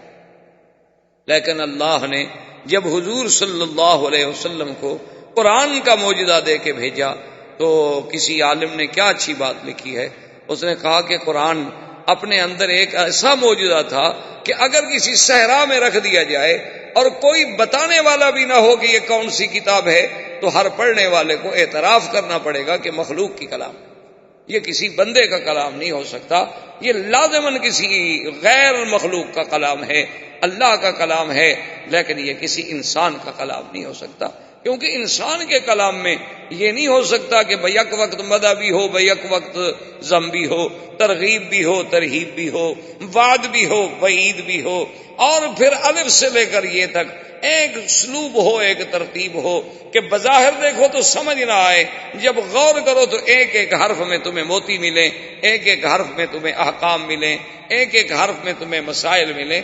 تو اللہ کے قرآن کی عظمت، حضور صلی اللہ علیہ وسلم کی یہ شعرا جب پہنچا تو ابی ذر کہتے ہیں کہ میں نے اپنے اس شاعر بھائی انیس سے کہا کہ بھی تم جا کے پتہ کرو، کوئی کہتا ہے شاعر ہیں، کوئی کچھ کہتا ہے، تم تو بہت بڑے شاعر۔ اور وہ مقابلے 3 دفعہ مقابلے جو تھے انیس شعراء سے جیت چکا تھا، خود اتنا بڑا شاعر۔ وہ مکے میں آ گیا، ادھر سے پوچھا ادھر سے پوچھا، کچھ دنوں کے بعد چلا گیا، ابو ذر سے کہا، لیکن ابو ذر کو اطمینان نہ ہوا، لگا کوئی تم کام کی بات تو لائے نہیں، بس یہی آگے تم نے کہا ہے کہ ایک نبی ہے، نام محمد الرسول اللہ ہے صلی اللہ علیہ وسلم، لیکن تم آپ سے ملتے، آپ سے بات کرتے، ان کی باتیں سنتے، پھر فیصلہ کرتے کہ وہ شاعری فرما رہے ہیں یا باقی کوئی اللہ کا کلام ہے، تم تو کوئی اچھی معلومات نہیں لے آئے۔ اب ایسا کرو کہ تم یہاں کا نظام سنبھالو، میں خود جاتا ہوں۔ ابھی ذر کہتے ہیں کہ میں مکے میں آ گیا اور اکیلا آدمی، کوئی جاننے والا نہیں، کوئی پہچاننے والا نہیں، اور مکے میں بھی میری کوئی جان پہچان نہیں، بنی غفار قبیلے کا میں آدمی تھا۔ اور مکے میں یہ عالم تھا کہ جو حضور کا نام لیتا تھا مشرکین مکہ اس کو مارتے تھے، کیونکہ اب ابتداء بعثت کے بعد وہ نفرتوں کا، وہ ظلم و جبر کا آغاز حضور کے خلاف ہو گیا صلی اللہ علیہ وعلا آلہ واصحابہ وسلم تسلیما کثیرا کثیرا۔ تو مکے والوں نے اتنی سختی کر رکھی تھی کہ پہلے تو کسی کو بتاؤ ہی نہیں کہ محمد مصطفیٰ کون ہے، اور اگر کوئی پوچھے تو پوچھنے والے کو مار دو تاکہ آئندہ پوچھنے والا جرات ہی نہ کرے، جو نام پوچھے اسی کو مارنا شروع کر دو۔ ابھی ذر کہتے ہیں یہ تو مجھے پتہ چل گیا، اب میں کیسے پوچھوں، جس سے پوچھوں تو مجھے مارے گا، اور پھر میرے قبیلے کا کوئی بندہ مکے میں نہیں رہتا جو مجھے چھڑا لے۔ اور فرماتے ہیں کھانے کو کچھ نہیں، تو فرماتے ہیں کہ پھر میں زمزم پیتا تھا اور زمزم پر ہی میں گزارا کرتا رہتا تھا، اور 3 دن گزر گئے، کوئی راستہ پیدا نہ ہوا کہ میں حضور صلی اللہ علیہ وسلم تک پہنچ سکوں۔ فرماتے ہیں کہ تیسری رات تھی، کعبہ شریف کے میں قریب بیٹھا ہوا تھا، یہاں 2 بت ہوتے تھے مشرکین کے، ایک کا نام اساف تھا اور ایک کا نائلہ تھا۔ یہ دونوں بت تھے، اصل میں یہ دونوں بت بھی نہیں تھے بلکہ ایک عورت اور مرد تھے، نعوذ باللہ ثم نعوذ باللہ۔ انہوں نے اللہ کے کعبے میں آ کے بدکاری کی، اللہ کا عذاب آیا اور دونوں پتھر بن گئے۔ مشرکین مکہ نے ان کو عبرت کے لیے کعبے کے دروازے کے قریب رکھا اور آہستہ آہستہ پوجا شروع ہو گئی، وہ خود خدا بن گئے۔ تو بہرحال وہ کہتے ہیں کہ میں بیٹھا ہوا تھا کہ 2 عورتیں آئیں، اور دونوں عورتوں نے آ کے اس اساف کو اور نائلہ کو وہ چاٹا چوما، جیسے ان کے طریقہ تھا عبادت کا، وہ شروع کی۔ اور میں اساف اور نائلہ کے قصے تو سن چکا تھا، کیونکہ میرا بھائی تو خود شاعر تھا، وہ ایسی باتیں تو کئی دفعہ شعروں میں لکھ چکا تھا۔ تو میں جب قریب آیا تو میں نے ان سے کہا کہ کون ہو تم؟ انہوں نے کہا تم کیوں پوچھتے ہو؟ میں نے کہا عجیب بات ہے، یہ اساف اور نائلہ ان کو خدا سمجھ کے پوجا کر رہی ہو، یہ تو خود زانی تھے، یہ تو اللہ نے ان پر قہر نازل کیا، انہوں نے بدکاری کی، انہوں نے زنا کیا اور اللہ نے پتھر بنا دیا، تم ان کو بھگوان سمجھ کے پوج رہی ہو، بڑی بے عقل عورتیں۔ تو انہوں نے جب میری بات سننے تو وہ چیختی ہوئی بھاگی۔ میں نے کہا توبہ توبہ توبہ توبہ توبہ، ایسا بھی کوئی آدمی ہمارے خداؤں کو برا کہے، ہمارے خداؤں کو برا کہے، ہمارے خداؤں کو برا کہے؟ تو ایسے چیختی ہوئی بھاگی، حرم سے دور بھاگتی گئیں اور چیختی گئیں اور یہی شور مچاتی گئیں۔ اور آگے آنے والے کون تھے؟ سیدنا محمد الرسول اللہ صلی اللہ علیہ وسلم اور حضرت ابی بکر رضی اللہ تعالی عنہ۔ حضور صلی اللہ علیہ وسلم نے حضرت صدیق سے فرمایا بھی عورتوں کو روکو، کیا بات ہے، کیوں چیخ رہی ہیں، کیوں رو رہی ہیں، کیا بات ہے، ان پر کوئی ظلم ہوا؟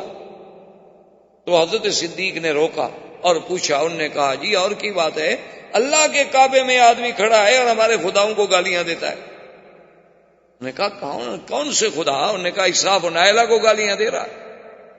تو انہوں نے فرمایا اچھا تم جاؤ، اور آپ نے فرمایا ابو بکر چلو دیکھو تو صحیح، پھر وہ آدمی تو گویا ہمارے کام کا ہوا نا، کیونکہ وہ تو جب ان کو نہیں مانتا تو اس کا معنی یہ ہے کہ اس کے دماغ میں کوئی توحید کا خلل تو آیا ہوا ہے۔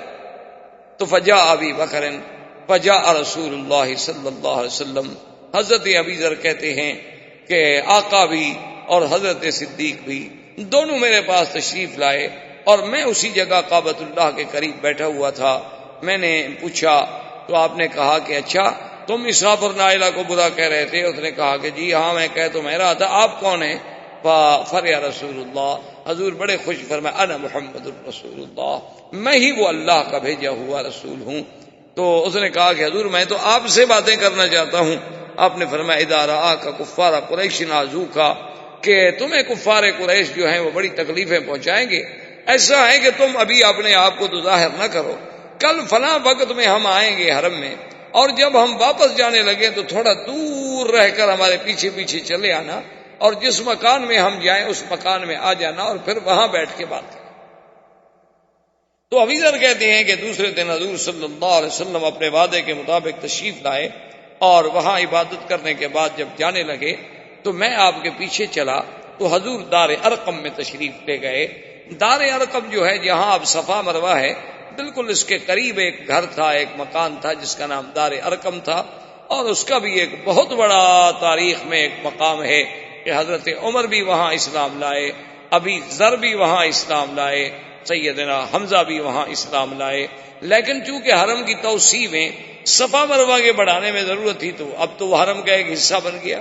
تو بہر صورت حضور صلی اللہ علیہ وسلم دار ارقم میں گئے, ابی ذر آئے اور اس کے بعد بیٹھے, حضور صلی اللہ علیہ وسلم سے اللہ کا قرآن سنا. فاسلم ابی ذر, ابی ذر فوراً مسلمان.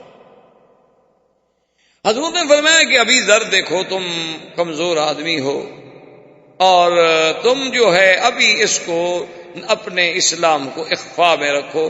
اس نے کہا حضور اب اخفاء میں تو میں بھی نہیں رکھتا, لیکن بہرحال یہ ہے کہ میں جا کر اپنے قبیلے میں محنت کروں.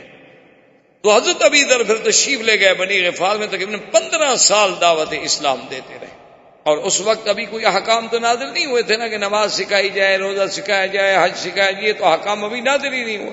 اس وقت تو صرف درس توحید دیا جاتا تھا, اور شرک سے بچانے کے سبق دیے جاتے تھے, اور نبوت اور رسالت کا مقام سمجھایا جاتا تھا, اور آخرت پر ایمان کے بارے میں مختصر سی باتیں بتا دی جاتی تھیں. اور اتنی باتیں تو الحمدللہ ایک آدمی اگر صدق قلب سے چاہے تو تھوڑے سے وقت میں سیکھ لیتا ہے. تو ابی ذر رضی اللہ تعالی عنہ اپنے قبیلے میں گئے, اور پھر دیکھیں کہ اسی ابی ذر کی محنت سے جب حضور مدینہ منورہ تشریف لے گئے تو انہوں نے اتنی بڑی محنت کی کہ اپنا قبیلہ بنی غفار جو تھا وہ تقریباً آدھے کا آدھا مسلمان ہو گیا, اور سب کو لے کر حضور کی خدمت میں پہنچے صلی اللہ علیہ وسلم رضی اللہ تعالی عنہ وارضاہ. تو اب یہ زمانہ تھا حضور صلی اللہ علیہ وسلم کی ابتدائی بعثت. اب حضور صلی اللہ علیہ وسلم کی اس بعثت کو کفار ہضم نہیں کر سکتے تھے, قریش سے برداشت نہیں ہوتا تھا. ہر قسم کی انہوں نے ایذائیں دینی شروع کی, یعنی اصحابہ کو ایذائیں دینی شروع کی کہ جو جس کے پاس غلام ہے وہ اپنے اس غلام پہ ظلم و تشدد کا بازار گرم کر. اتنی ایذائیں پہنچائیں کہ جس کا آدمی تصور نہیں کر سکتا. حتیٰ کہ اللہ تبارک و تعالی رحمت کرے, سب سے پہلے حضور صلی اللہ علیہ وسلم کے بعد جس نے کلمہ حق بلند کیا وہ سیدنا ابی بکر تھا. سب سے پہلے انہوں نے آ کے اللہ کے حرم میں کھل کر اللہ کا قرآن پڑھا اور کافروں کو دعوت توحید دی. اور کافروں نے نعوذ باللہ اتنا مارا, حالانکہ ابو بکر قریش.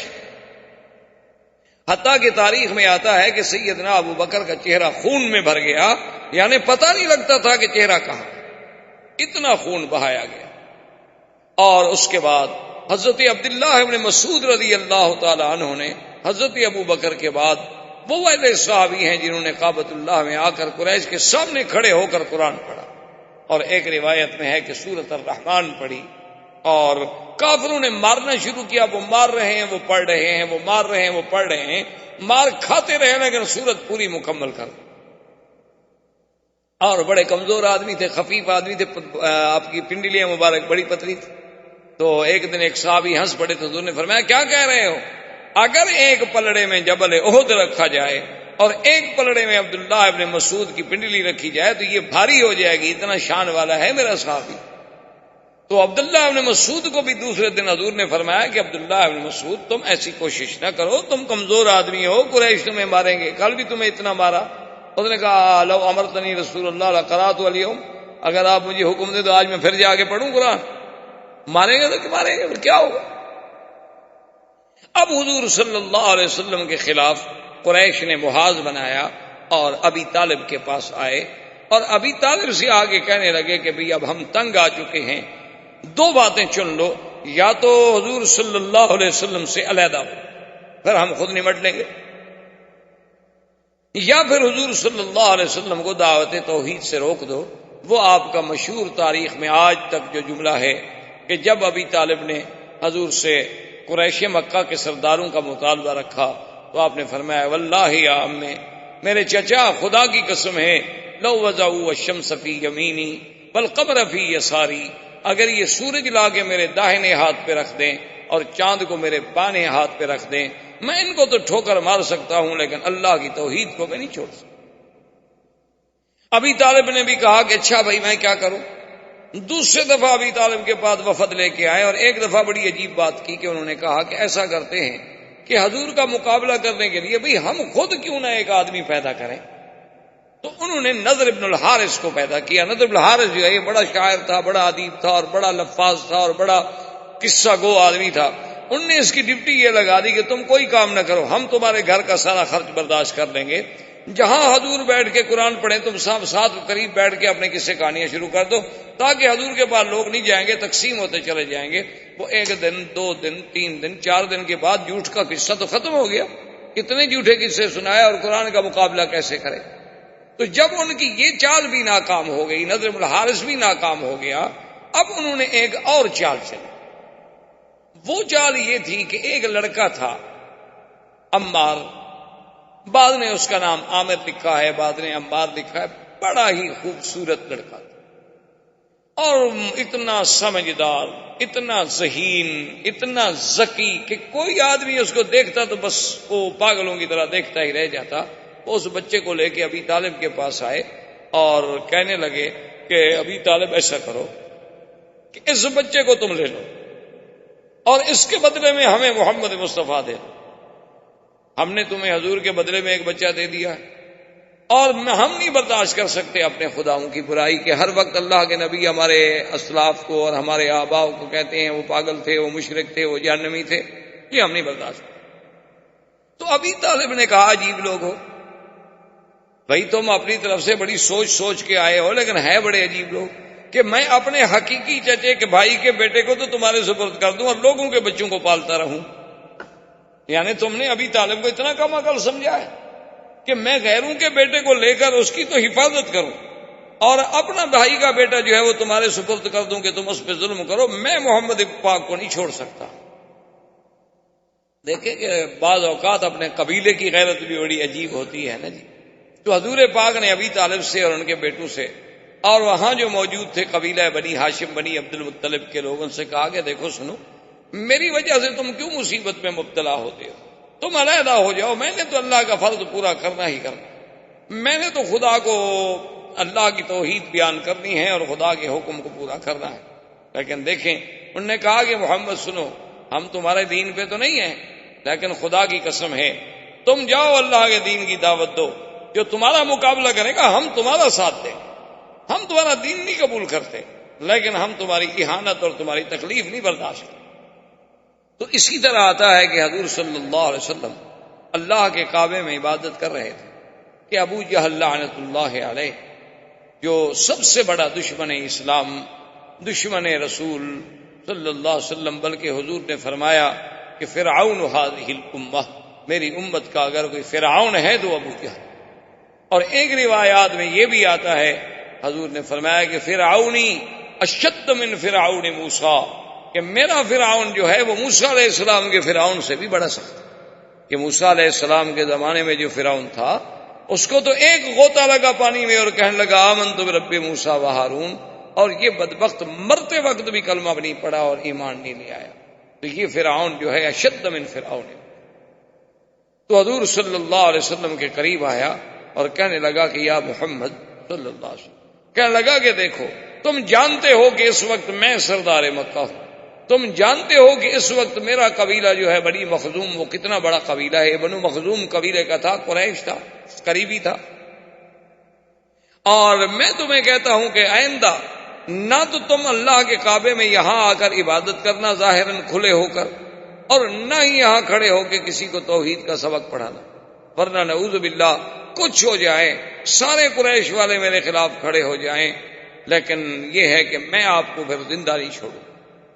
اور اس کے بعد آتا ہے ابو جہل اور بنو مخزوم اپنے قبیلے کو اکٹھا کرتا ہے اور کہتا ہے کہ دیکھو بات سنو، اب میں اس مقام پہ آ گیا ہوں کہ مجھے حضور صلی اللہ علیہ وسلم کی باتیں برداشت ہیں، میں نے فیصلہ کر دیا ہے، تم میری قوم ہو، اگر کل کو میرا ساتھ دو گے تو تمہاری مرضی، اگر میرا ساتھ نہ بھی دو تو تمہاری مرضی، لیکن میں اب حضور صلی اللہ علیہ وسلم پر حملہ کروں گا اور آپ کو زندہ نہیں چھوڑوں۔ تو قبائل میں تو قبائلیت کی بات ہوتی ہے نا، ان میں تو عصبیت جاہلیہ ہوتی ہے، وہ یہ تو نہیں دیکھتے کہ حق کی بات کیا، وہ کہتے ہیں ہمارے قبیلے کی بات ہے، ٹھیک ہے جی ہم تو تمہارے ساتھ ہیں نا، وہ بھائی ہماری قوم کا مسئلہ ہے، برادری کا مسئلہ ہے۔ تو انہوں نے کہا کہ ٹھیک ہے ابو جہل ہم بھی تمہارا ساتھ دیں گے۔ تو ایک روایت میں ہے کہ ایک دن وہ آیا اور اس نے دیکھا کہ حضور صلی اللہ علیہ وسلم اللہ کے کعبے میں نماز پڑھ رہے ہیں، اور پھر میرے آقا کی تو نماز مبارک کی ایسی ہوتی تھی کہ جب آپ سجدہ مبارک کرتے تو وہ سجدہ اتنا طویل ہوتا تھا کہ لوگ حیران ہو جاتے تھے کہ وہ تو 4 نمازیں پڑھنے والا حضور کا ایک سجدہ بھی مشکل سے ادا ہوتا تھا۔ تو حضور جب سجدے میں گئے تو ظالم نے ایک بہت بڑا پتھر اٹھایا، اور اتنا بڑا پتھر تھا کہ اگر وہ واقعی کسی پہ گرا دیا جائے نعوذ باللہ تو اس کا سر مبارک جو ہے ختم ہو جائے۔ تو وہ پتھر لے کے آیا اور قبائل والے دیکھ رہے ہیں کہ چلو جی آج ابو جہل اپنا انتقام لینے کے لیے، اور پھر کھلا سفید بالکل ظاہر باہر، کوئی چھپا نہیں۔ تو جب حضور کے قریب گیا تو الٹے پاؤں بھاگا اور وہ پتھر بھی گر گیا، اور وہ یعنی اتفاق ہے کہ بچ گیا، ورنہ اسی پتھر سے خود مر جاتا۔ اتنا بڑا پتھر اس نے اٹھایا ہوا تھا، اور پاؤں پیچھے لرزہ بدن پہ آیا۔ تو بنو مخزوم اور لوگ کٹھے ہو گئے، انہوں نے کہا کیا ہو گیا؟ کہنے لگا تم لوگوں نے کچھ نہیں دیکھا؟ انہوں نے کہا نہیں ہم نے تو کچھ نہیں دیکھا۔ کہنے لگا واللہ بینی و بینہ فحل، میرے اور آپ کے درمیان میں فحل کہتے ہیں یعنی بیل جو نر ہو، گائے بیل جو آپ کہتے ہیں نا، لیکن ایسا نر جو بہت بڑا طاقتور اس کو کہا جاتا ہے فحل۔ کہتے تم نے نہیں دیکھا؟ وہ تو ایک اژدہا کی طرح ایک فحل تھا، ایک بہت بڑا نر بیل تھا جس نے اپنے انیاب نکالے ہوئے تھے اور مجھ پہ حملہ آور ہوا۔ اگر میں ادھر بھاگ نہ جاتا تو مجھے کھا جاتا، مار دیتا اور پاؤں تلے راؤنڈ ڈالتا۔ تو اللہ تبارک و تعالی نے حضور صلی اللہ علیہ وسلم کو اس کے اس قاتلانہ حملے سے یوں حفاظت فرمائی، لیکن کچھ عرصے کے بعد ابو جہل پھر بھی باز نہ، اس نے آ کر پھر حضور صلی اللہ علیہ وسلم کو للکارا اور کہا کہ یا محمد صلی اللہ علیہ وسلم اما منعتک، میں نے تمہیں منع نہیں کر دیا تھا کہ تم مسجد میں آ کر اللہ کے کعبے میں آ کر لوگوں کے سامنے کھلے عبادت نہ کیا کرو، لیکن تم نے میری بات نہیں سنی، میں نے تمہیں منع کر دیا تھا، اور آج میں پھر تمہیں آخری بات کہہ رہا ہوں کہ اگر واللہ لرأیتک، نعوذ باللہ اس نے بڑا سخت کلمہ کہا کہ اگر میں آپ کو سجدے کی حالت میں نے اب دیکھ لیا نہ تو میں آپ کو کچل دوں گا۔ حضور صلی اللہ علیہ وسلم خاموش، حضور صلی اللہ علیہ وسلم خاموش رہے، اور ابو جہل یہ کہہ کے چلا گیا۔ وما لبث قلیلا، ابھی ایک دن ہی گزرا تھا، دوسرے دن حضور صلی اللہ علیہ وسلم پھر اسی جگہ تشریف لائے اور آ کے عبادت شروع۔ اب جب عبادت شروع کی ابو جہل کو پتہ چلا کہ حضور تو پھر عبادت کر رہے، اس نے کہا میری تو بالکل سبکی ہو گئی کہ میں نے تو کھلا چیلنج کیا تھا، اور اللہ کے نبی کو تو میرے اس چیلنج پر کوئی اثر ہی نہیں ہوا، اور پھر وہ جا کے اللہ کے کعبے میں عبادت کر رہے ہیں۔ تو وہ ظالم جوش میں آ کے وہاں سے بڑھا اور ایک بہت بڑا پتھر لے کے آیا اور کہنے لگا کہ آج تو میں بالکل ہی نہیں چھوڑوں گا، کچل دوں گا۔ جب حضور کے قریب آیا تو اس کے بعد الٹے پاؤں بھاگا اور گرا، چہرہ متغیر ہو گیا، ڈر کے مارے کانپ رہا ہے۔ قبیلے کے لوگ آئے، پوچھا، کہتا ہے واللہ بینی و بینہ خندقا من نار، کہ جب میں آگے بڑھا حضور کے اور میرے درمیان میں ایک آگ کی بڑی بڑی نہر بنی ہوئی تھی، اگر میں ایک قدم بھی آگے بڑھاتا تو مجھے تو آگ جھلس دیتی۔ اور حضور نے بھی فرمایا کہ واللہ لو دنا منی، خدا کی قسم ہے کہ آج اگر ابو جہل میرے قریب آتا لختطف الملائکہ، اللہ کے فرشتے اس کی بوٹی بوٹی کر کے اڑا دیتے، پھر دنیا میں اس کا وجود ہی نہ۔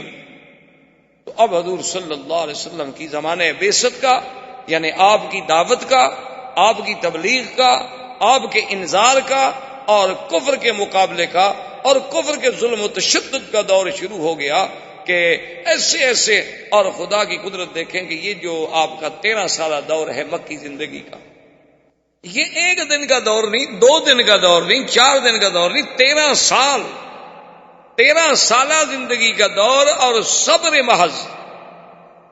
یعنی آپ حیران ہوں گے، لوگ تو کہتے ہیں نا کہ اسلام تلوار کے زور سے پھیلا. اسلام کیا ہے جی، ان کا تو نشانی تلواریں ہیں، بس لوگوں کو کاٹ دیتے ہیں اور کاٹ کے پھینک دیتے ہیں اور یہ کر دیتے ہیں.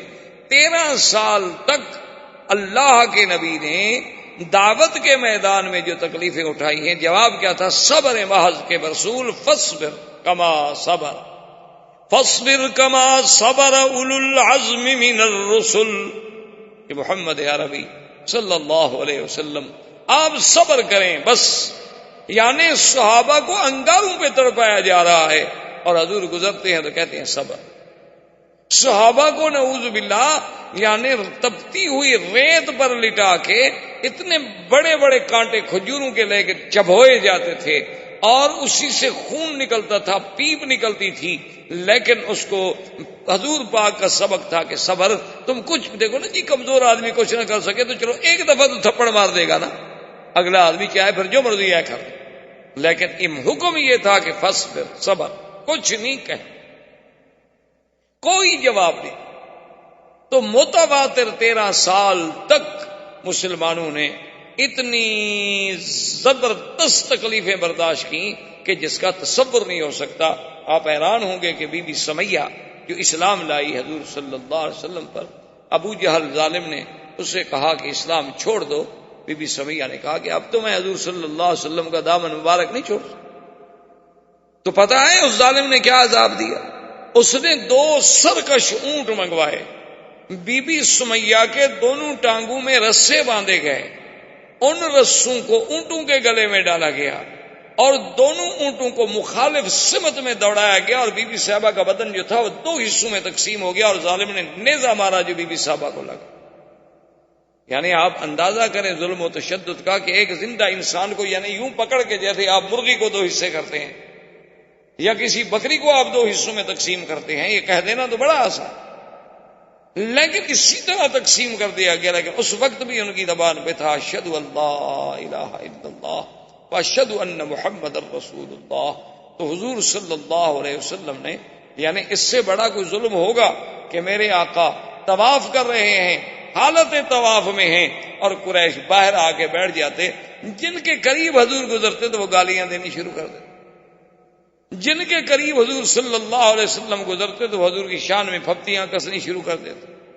اس سے بڑا ظلم ہوگا کہ حضور صلی اللہ علیہ وسلم رات کو اٹھ کے اگر تہجد کے لیے آ رہے ہیں تو ابھی لہب کی بیوی جو ہے وہ کانٹے اٹھا کے اور کانٹوں والی لکڑیاں اور جھاڑیاں لے کے ان راستوں پہ ڈال دیتی کہ چلو جب حضور گزریں گے اندھیری رات ہوگی پاؤں رکھیں گے اور نہیں تو کم سے کم کانٹے تو چبھ جائیں، کانٹے تو لگیں گے. حضور صلی اللہ علیہ وآلہ آلہ وصحبہ وسلم تسلیما کثیرا کثیرا. اس طرح یہ دور بعثت اور یہ مکی زندگی کا دور کہ مسلمانوں پر اور ایمان والوں پر، مستضعفین پر، اللہ کے نام لینے والوں پر، حضور کا ساتھ دینے والوں پر ظلم و تشدد کا دور ہے. لیکن خدا کی شان ہے کہ آج تک چشم عالم نے ایسے وفاداروں کی پھر مثال بھی نہیں دیکھی، اور آج تک چشم عالم نے حضور صلی اللہ علیہ وسلم کی زبان مبارک میں جو حلاوت اور آپ کی زبان مبارک میں جو تلاوت اور آپ کی زبان مبارک میں جو تاثیر اور آپ کی قرات قرآن میں جو اثر آفرینی، حضور صلی اللہ علیہ وسلم کی یعنی آپ کی وجاہت مبارک اور آپ کے چہرے مبارک میں جو کشش اور آپ کے جمال میں، آپ کے کمالات میں جو جلا تھی، وہ بھی دنیا میں آج تک کوئی اس کی مثال پیش نہیں کر سکتا. اللہ ہمیں حضور کی سیرت پر چلنے کی توفیق عطا فرمائیں اور آپ کی محبت نصیب فرمائیں. والسلام علیکم. احباب کرام، اس کے بعد اب آپ اس مبارک سلسلے کی CD نمبر 7 سماعت فرمائیں.